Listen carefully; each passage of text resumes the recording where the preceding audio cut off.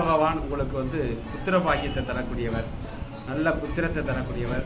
தனத்துக்கும் பாக்கியம், லாபம் ஆகிய 3 ஸ்தானத்துக்கும் காரகரும் இந்த குரு பகவான். அதனால் குரு பார்த்தால் கோடி நன்மைப்போம். பணம், பதவி, பட்டம், புகழ், கல்வி, ஞானம், செல்வம், குழந்தை பாக்கியம் எல்லாத்தையும் தர்றது குரு பகவான்.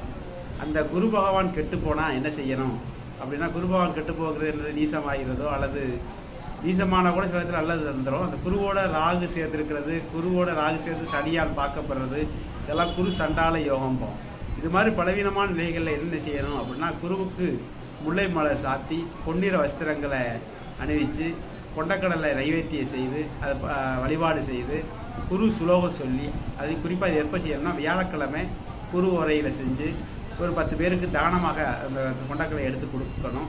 அதே மாதிரி குருவோட வாகனமான யானைக்கு நீங்கள் ஏதாவது உண்பதற்குரிய கரும்பு, வாழைப்பழம் போன்ற பழங்களை கொடுத்தாலும் குருவால் ஏற்படக்கூடிய